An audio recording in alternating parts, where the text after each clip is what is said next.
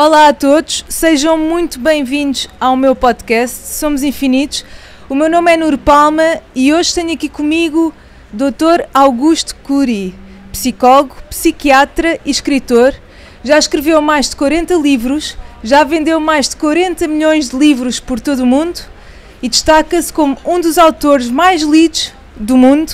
E hoje estamos aqui para falar sobre o seu último livro, Intoxicação Digital, e o impacto que isto tem na nossa saúde mental. Bem-vindo, Dr. Curi. Bem-vindos, Nur.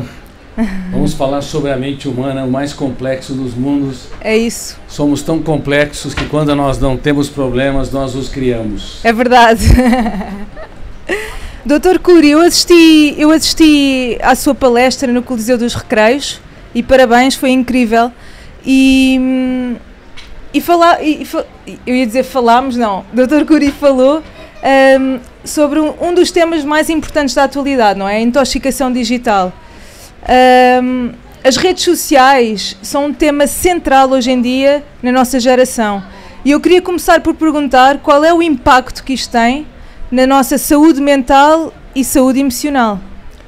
Bom, Steve Jobs não imaginava que quando ele desenvolveu o smartphone, as telas digitais, depois com as redes sociais, conseguiriam cativar, atrair e até encarcerar a mente humana em níveis jamais vistos na história. A televisão, antes, ela mostrava 60 personagens com as mais diferentes características de personalidade em uma hora, e mais de 1000 alternâncias de sons e imagens.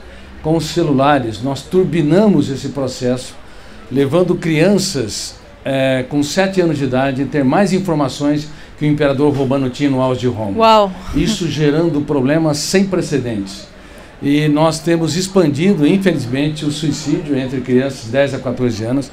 Aumentamos em mais de 200%. Estamos expandindo também os índices de depressão, ansiedade, irritabilidade, autopunição, autocobrança, em níveis jamais vistos na história. E estamos desenvolvendo um envelhecimento precoce da emoção.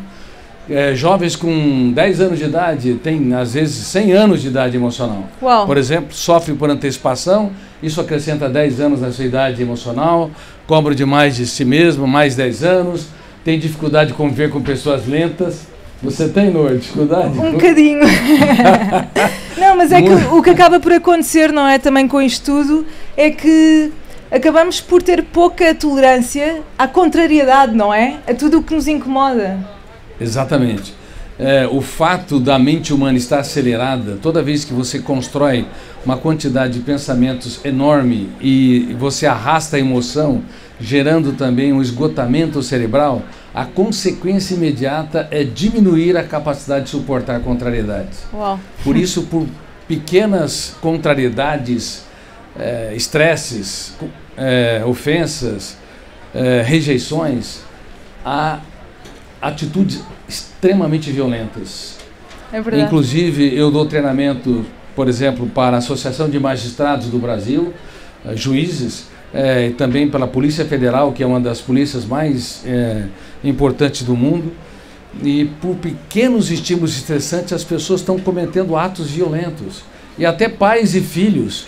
Os pais, ao invés de dar risadas e alguns defeitos dos filhos, têm a necessidade neurótica de querer domar a mente deles.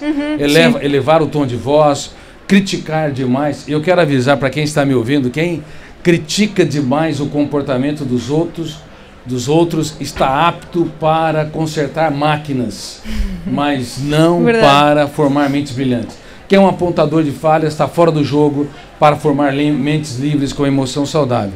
Então os pais deveriam relaxar mais, dar risadas de certos erros suportáveis. Casais também que prometeram, eu te prometo na saúde e na doença, na miséria e na fortuna, na alegria e na tristeza, eu minto que te amarei para sempre.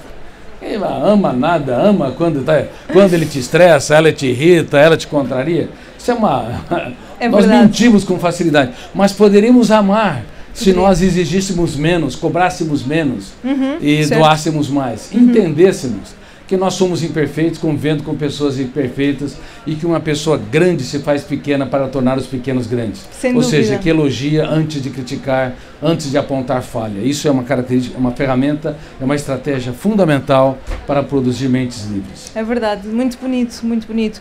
Dr. Curi, falou também num conceito muito interessante, que são os mendigos emocionais, não é? Hoje em dia, neste contexto das redes sociais, o Dr. Curi chama as pessoas de mendigos emocionais. De que forma é que isto está associado à nossa necessidade constante da validação exterior através das redes sociais? E porquê mendigos emocionais? Sabe, Nur, eu sou publicado em mais de 70 países e algumas editoras me consideram, vou falar com muita humildade, o psiquiatra mais lido no mundo na atualidade. Mas eu talvez seja o psiquiatra que tenha mais preocupação por onde caminha a humanidade.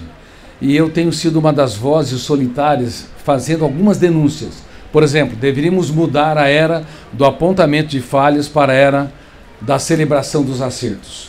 Deveríamos mudar a era da informação nas escolas, seja no ensino secundário, nas universidades, da era das informações para a era do eu como gestor da emoção. E também deveríamos mudar a era da experiência rápida de ter prazer para a experiência da contemplação do belo, ou seja, fazer das pequenas coisas um espetáculo aos olhos. E nessas minhas abordagens eu tenho dito que, infelizmente, embora na atualidade a indústria do lazer é 100 vezes mais poderosa que nos tempos do Coliseu Romano, que tinha pão e circo, 100 vezes mais poderosa do que na época das Olimpíadas e dos teatros gregos, nós saturamos o córtex cerebral com tantos dados, inclusive com uma felicidade artificial nas redes sociais e com sucesso rápido e mágico, que gerou uma síndrome comparativa, que é uma doença. As pessoas não conseguem se abraçar, namorar a vida, ter necessidade neurótica de se comparar sempre com aqueles influenciadores que estão sorrindo, com os influenciadores que estão do lado de carrões ou de aviões, ou parece que a vida é uma eterna primavera. A vida não é assim. Não é uma eterna primavera, ela é cíclica. Não há felicidade sem estresse, não há tranquilidade sem ansiedade.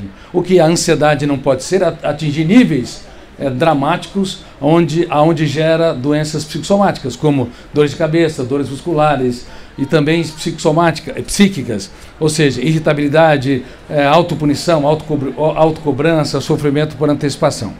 Mas em relação aos mendigos emocionais, o que eu tenho dito, eu acho que tem sido uma voz solitária entre os pensadores, que o excesso de estímulos arquivados no córtex cerebral, o fato, como eu disse, de uma criança de 7 anos de idade ter mais informações que John Kennedy no auge da Guerra Fria, ou mesmo Abraham Lincoln no auge da secessão americana, ou mesmo que o imperador romano, tudo isso satura o córtex cerebral e faz com que a mente humana precise de muitos estímulos para sentir migalhas de prazer.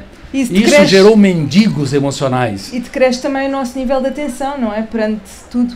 Além disso, médicos do mundo todo estão dando diagnóstico errado, porque o fato de acelerar a mente simula a hiperatividade ou transtorno de déficit de atenção. E médicos dando, além do diagnóstico errado, drogas da obediência para domar o cérebro das nossas crianças e adolescentes para um problema que nós causamos.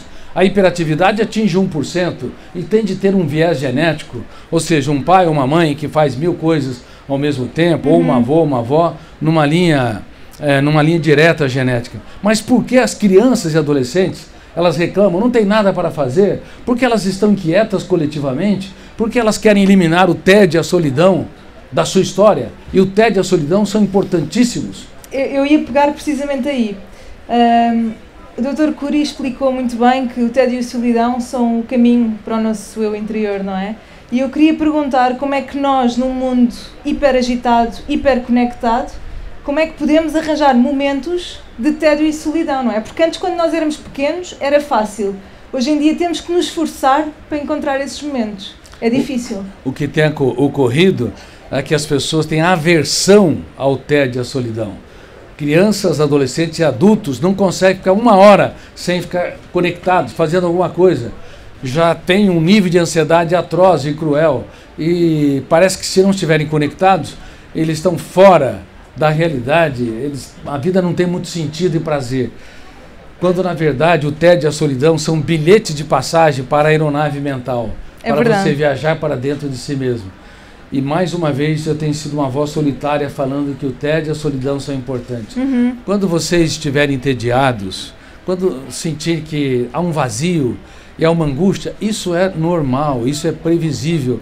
É o teu eu te procurando para que você viaje para dentro de si mesmo. Namore a vida, para que você pergunte quais são os meus sonhos, quais são os meus projetos de vida, pelo que vale a pena viver minha existência. E quando você sentir solidão, ou seja, parece que ninguém está te apoiando, ninguém está te valorizando ou aplaudindo, ou mesmo você parece que não está dando um valor adequado para si, neste momento você tem a oportunidade de ouro, de procurar o mais importante endereço, o endereço que poucos encontram ao longo do traçado da sua história, o endereço dentro de si mesmo. Quando uma pessoa vai morar num país e ela imigra, ela deixa a sua cultura, deixa a sua casa, deixa seus bens, e ela passa por um período de depressão, de tristeza, não é fácil.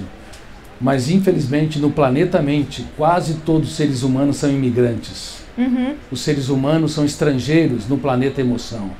Por isso que eles têm autopunição, autocobrança, necessidade ansiosa de ser o centro das atenções, irritabilidade enorme. Por que isso? Porque o ser humano não tem um caso de amor com a sua saúde mental. Ele é um imigrante, ele é um forasteiro no planeta mente.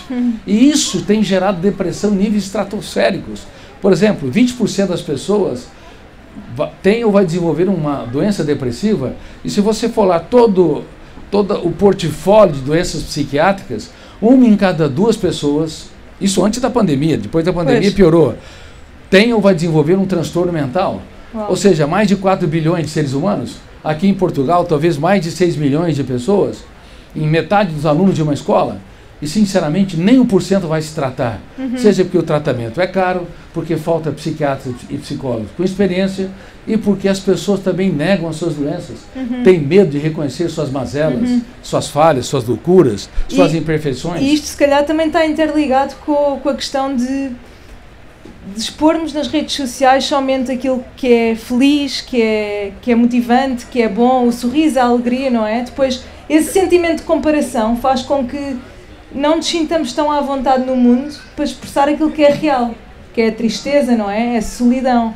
Portanto, isso começa a ser um problema. Eu pessoalmente senti isso, que é o facto de nas redes sociais estamos sempre a expor o bom, parece que ficamos com vergonha de expor o mal às pessoas mais próximas, não é? E depois cresce uma solidão enorme.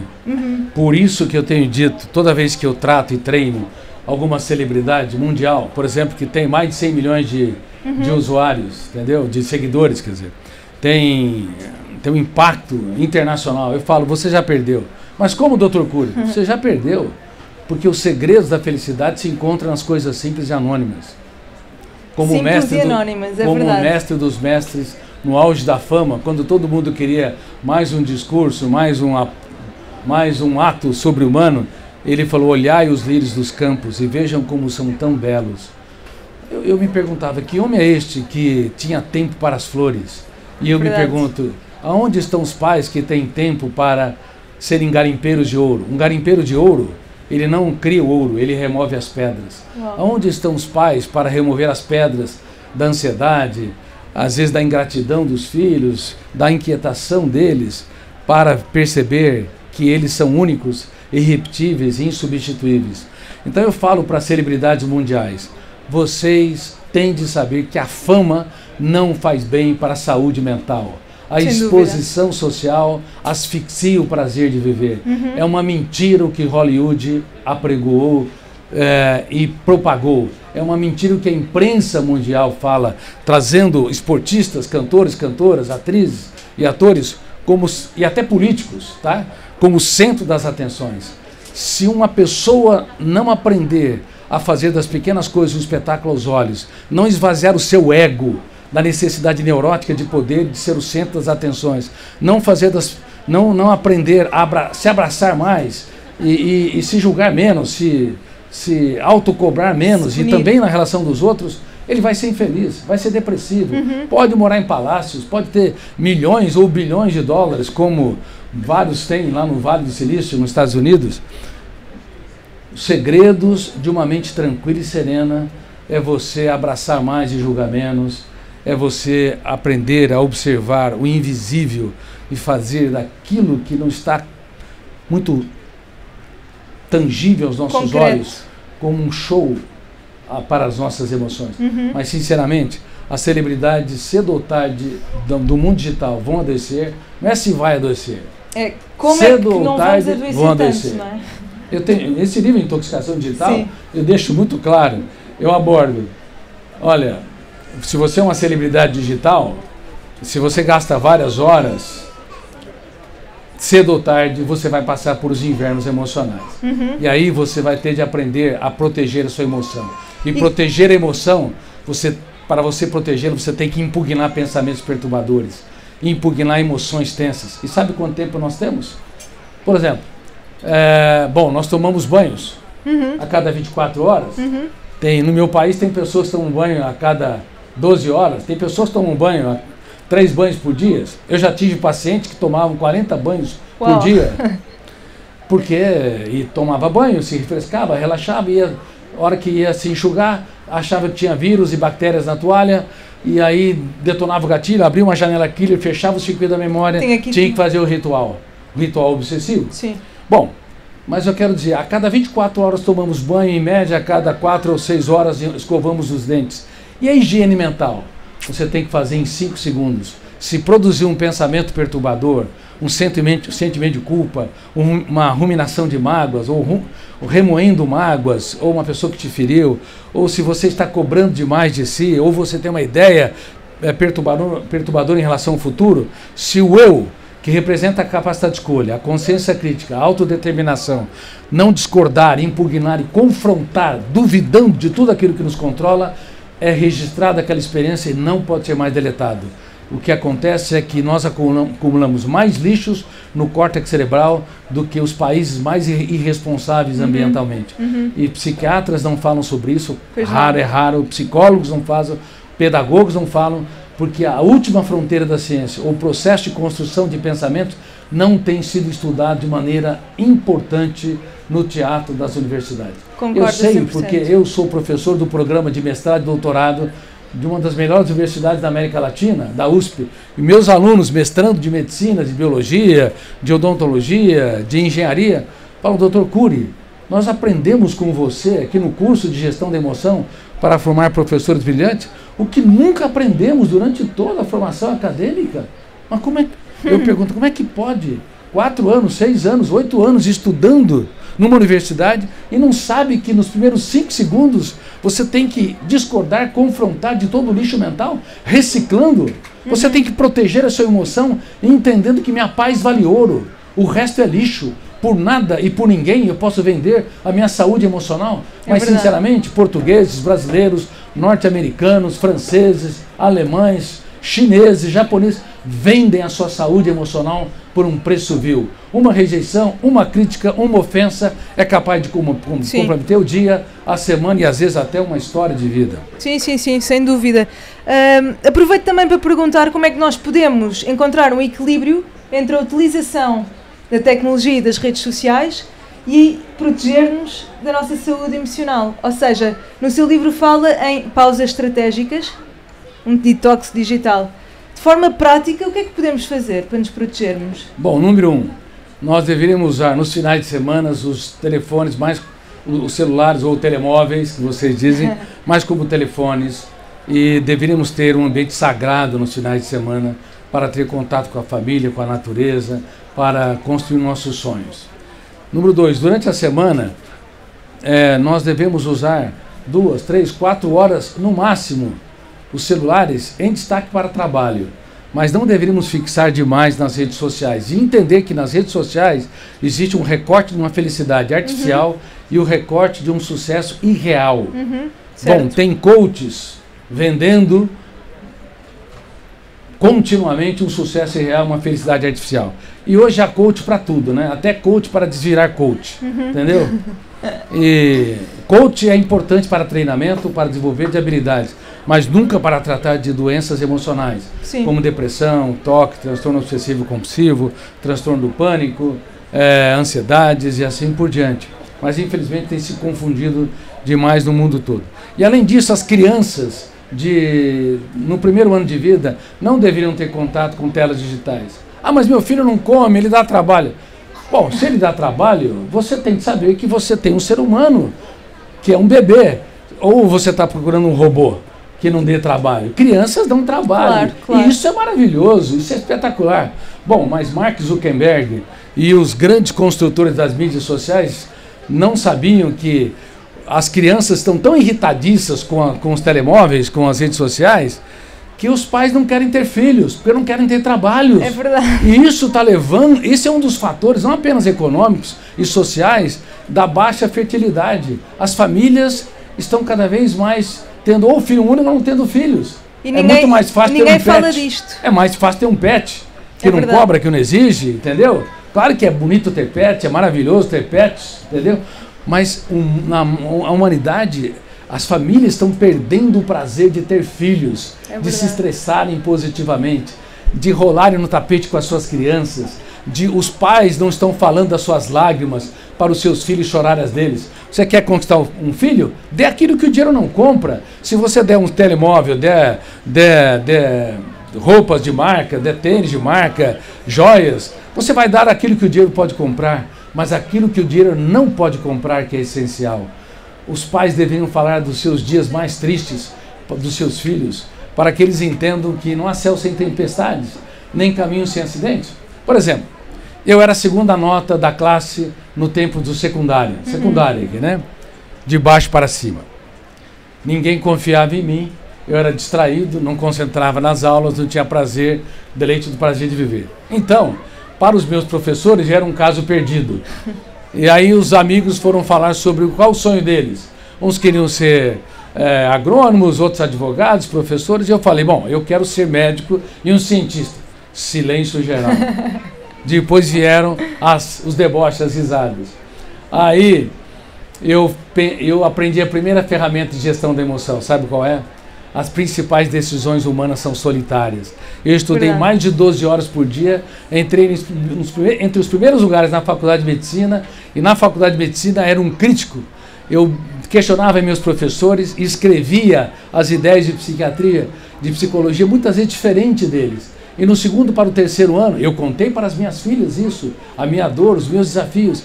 Eu tive uma crise depressiva, aí aprendi a segunda ferramenta de gestão da emoção. Ou a dor te constrói ou ela te destrói. E não é defensável que a dor normalmente constrói o ser humano e ao longo do tempo ele se torna mais sábio, mais ponderado e maduro. Não, não é defensável. O ser humano pode se estressar mais ao longo do tempo, se irritar mais e se deprimir mais, a não ser que o eu se torne autor da própria história. Bom, e eu usei a dor para me construir e comecei a escrever sobre como eu penso, o que eu penso, o que é a mente humana, como ela funciona. E num país que não valoriza seus cientistas como o Brasil, eu escrevi mais de 3.000 páginas durante 17 a 20 anos, antes de publicar os meus livros. Hoje eu tenho mais de 70 livros publicados em mais de 70 países, como eu disse. Mais de 70 livros? Eu disse 40 há bocado, mas são 70. Mais de 70 livros. Então, eu falei para as minhas filhas, não tenham medo do caminho, tenham medo de não caminhar. Isso está no livro Vendedor de Sonhos, no filme O Vendedor de Sonhos, que foi um dos mais vistos na Netflix mundial. Agora nós vamos filmar O Futuro da Humanidade, que aqui foi publicado como A Saga de um Pensador. Nós vamos filmar também o Felicidade Roubada, está em fase de roteiro. Incrível, né? O Armadilhas da Mente. Vamos para a Netflix também com vários documentários. Tudo isso para levar as pessoas a nunca desistir da vida, mesmo quando o mundo desaba sobre si. Não há céu sem tempestades. Pode ter certeza que as pessoas mais caras, mais importantes, cedo ou tarde, vão te decepcionar e você vai decepcioná-las. Mas nunca desista da vida. Aprenda a namorar a existência. E quando o mundo desabar sobre você, você tem que proclamar dentro de si: minha saúde mental vale ouro, é inegociável, o resto é lixo. Muito importante, uma frase a não esquecer mesmo. E ainda bem que estes temas estão a ir cada vez mais para a televisão, porque eu honestamente acho que ninguém fala disto. se nós pensássemos, e agora tendo em conta esta conversa, de que as redes sociais e esta crise frenética à volta da tecnologia estão a provocar diretamente depressões, pais que não querem ter filhos, e se nós pensássemos realmente nisto, é de facto assustador. Eu queria também perguntar, quando eu fui vê-lo ao Coliseu dos Recreios, falou num conceito da psicoadaptação e deu um exemplo muito prático e muito interessante, que é num jogo de futebol, não é? Que gera guerras entre clubes, e porque é que num jogo de basquetebol isso não acontece?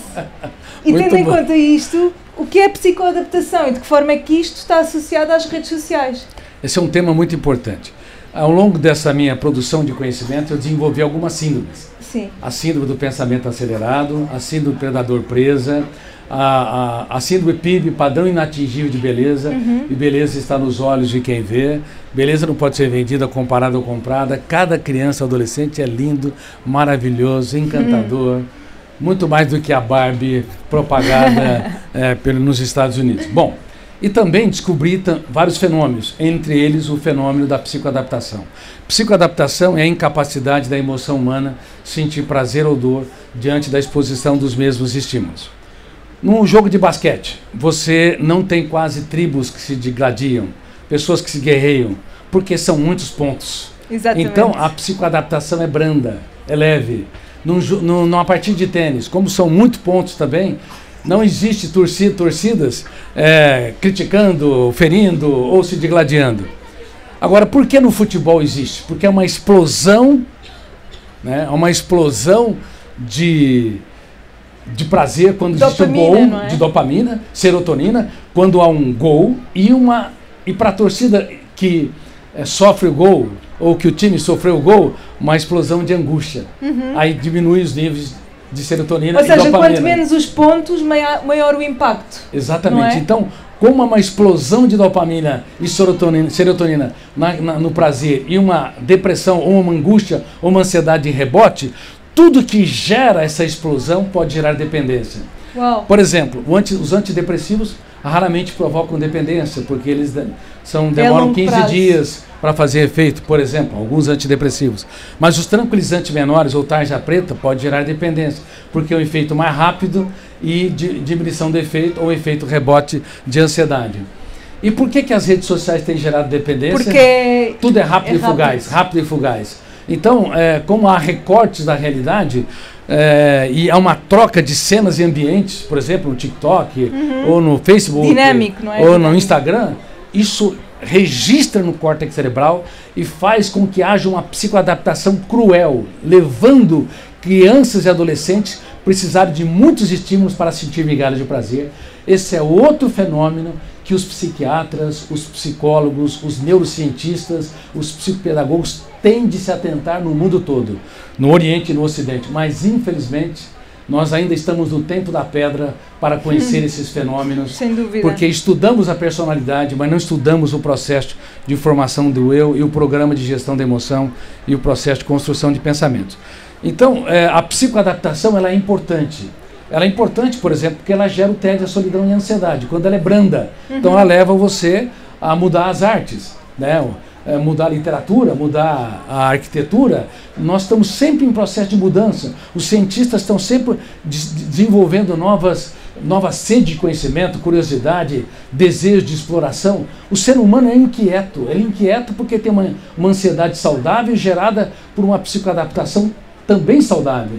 Porém, quando vier as redes sociais, o fato de essa alternância enorme de cenas e ambiente, essa felicidade artificial e esse sucesso irreal gerou algo cruel, uma dependência nos níveis de drogas como a cocaína.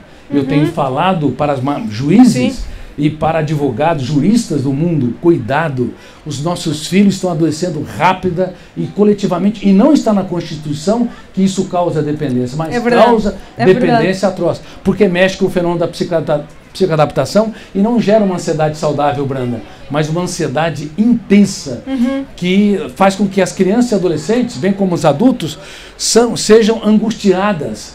Elas estão procurando sempre algo, alguma coisa que não existe. Sim, eu dou por mim, eu acho que todos nós estamos completamente viciados em dopamina. Eu dou por mim, quando não tenho nada nas mãos ou quando não tenho nada para fazer, à procura de qualquer coisa, de dopamina. Portanto, isso, eu acho que isto é tão presente na nossa vida que eu gostava de perguntar como é que nós podemos ganhar mais consciência disto, ou como é que podemos não alimentar isto na vida, no dia-a-dia, de forma prática. O que é que podemos fazer? Não é que o doutor tenha agora uma solução, não é? Mas podemos pensar alto. Bom, eu não tenho a solução, mas tenho algumas ferramentas importantes. As redes sociais, elas atrasaram a humanidade. Elas retrocederam a humanidade há alguns séculos. Mas os telemóveis, com acesso à informação, a democratização da informação, com a expansão da comunicabilidade e também com a interação entre os profissionais, gerou um aumento de produtividade e um aumento dos ganhos na ciência e na comunicabilidade. Então, por um lado, há setores do mundo digital importantíssimos. Por outro lado, o mundo artificial das redes sociais se tornaram um problema sem precedentes. E, sinceramente, eu me sinto como um pequeno peixe nadando contra a correnteza. Eu sou lido por talvez mais de 100 milhões de pessoas, mais de 40 milhões de livros só no Brasil. Eu sou lido na China, sou lido na Coreia, sou lido na Turquia, em tantos países. Mas por mais que eu fale, é tão poderoso o telemóvel, é tão poderoso as mídias digitais, que não há como você evitá-las. O ideal seria nós retardarmos que as crianças utilizem. Os pais deveriam ter contato com a natureza, levando os filhos a cuidar de plantas, de animais. Os pais deveriam trocar experiências de vida. Eles deveriam rolar no tapete, eles deveriam transferir o capital das experiências. E a partir dos 7 anos, se usar 1 hora por semana, mas muito mais experiências nas redes sociais que fossem educativas, que promovessem a capacidade de interação, a capacidade de você trabalhar perdas e frustrações, gerenciar o estresse. Mas, infelizmente, os pais estão trabalhando tanto, é tão difícil ganhar a vida, é tão difícil sobreviver, que é muito mais fácil dar um telemóvel. Eu compreendo a situação do pai. As crianças estão inquietas, com 2 ou 3 anos, e elas não querem comer, então os pais colocam diante delas um telemóvel, um celular, elas imediatamente se aquietam e começam a comer. Mas um dia isso pode cobrar caro, porque as crianças não estão tendo um caso de amor, com uma alimentação saudável, precisam do artificialismo para poder se aquietar. E isso pode gerar obesidade, que está sendo um problema no mundo todo. Já que não dá para você desligar os telemóveis, então temos que usar com inteligência. Nós temos que saber que a vida real pulsa fora do mundo digital. Se você tiver 5 amigos reais, você se dê por feliz, porque a maioria não tem um amigo e a maioria não é amigo de si mesmo. Se auto-abandonam. E o auto-abandonar-se é uma solidão tóxica, não branda, saudável, uma solidão autopunitiva.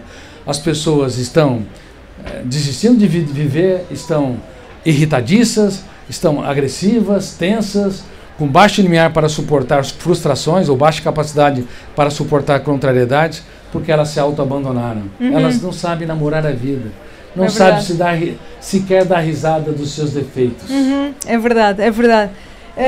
Dr. Curi, se nós continuarmos neste caminho sem qualquer tipo de intervenção, se nós não pararmos e não intervirmos e não falarmos deste tema e se não ganharmos consciência, o que é que pode acontecer às crianças do futuro?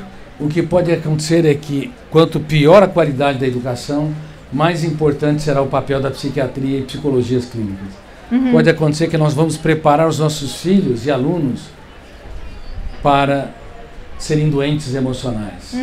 Tal e qual. Nós temos que entender que o nosso eu, ele tem que dirigir o nosso script, dirigir o teatro da mente humana, ele tem que pilotar a aeronave mental, ele tem que ser protagonista da nossa história. Existem algumas ferramentas que eu tenho preconizado. Eu já falei algumas. Minha paz vale ouro, o resto é lixo. Número 2, duvidar de tudo aquilo que nos controla, porque tudo que nós cremos nos controla. No exato momento em que nós desenvolvemos uma ideia perturbadora, eu tenho de duvidar daquilo. Caso contrário, se eu penso que não sou uma pessoa bonita, bela e inteligente, a consequência é que aquilo se tornará uma ditadura da beleza. Se eu penso que eu não sou capaz, inteligente, impactante, aquilo também vai se tornar um cárcere mental. Então, duvidar de tudo aquilo que nos controla é importante, criticar cada ideia perturbadora é fundamental no exato momento em que aparece, reitero, nos primeiros 5 segundos, e determinar estrategicamente ser gestor da nossa emoção.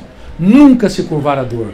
Não há céu sem tempestades, não há nenhum rei, nenhuma rainha, não há nenhuma celebridade, não há nenhuma pessoa multibilionária ou bilionária, não há nenhuma celebridade no mundo digital que não passa pelo caos, que não passa pelas perdas. Mas nós podemos escrever os capítulos mais importantes da nossa história nos dias mais tristes da nossa vida.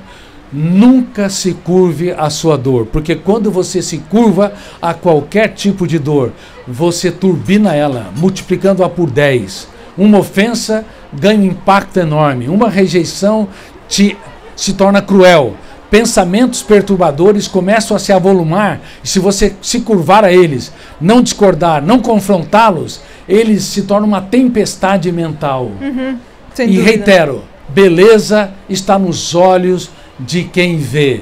Se vocês puderem dar bonecas cheinhas, de cor, diferente da sua pele, ou seja, se vocês puderem falar para os seus filhos com frequência, os seus alunos, que eles são únicos, irrepetíveis e insubstituíveis, o que vai acontecer é que você vai ter uma educação mais inteligente, onde vai formar autores da sua própria história e não vítimas da intoxicação digital, que mexe com o ciclo da dopamina e da serotonina e que gera dependência nos níveis de drogas estimulantes que encarceram o ser humano. Sem dúvida. Conversa muito, muito incrível. Espera, antes de terminarmos, vou ter que fazer 2 perguntas que fazem parte deste podcast. Se hoje fosse o seu último dia na Terra e pudesse deixar uma mensagem ao mundo, qual seria? Eu vou deixar uma mensagem. Eu quero que todo mundo se abrace. Dá um abraço. Nós estamos fazendo um podcast ao vivo na Feira do Livro. Abrace e diga para você. Abrace, fique abraçada. E fala assim, eu te estresso. Eu te estresso. Esqueço de você muitas vezes. Esqueço de você muitas vezes. Cobro demais de mim mesmo. Cobro demais de mim mesmo. Mas eu vou treinar o meu eu. Mas eu vou treinar o meu eu. Para namorar a vida. Para namorar a vida. Fazer dela um espetáculo único e imperdível. Fazer dela um espetáculo Parabéns. único e imperdível. Beijo no coração. Obrigada a todos. Obrigada. Obrigado. Obrigada. Foi um prazer. Obrigada.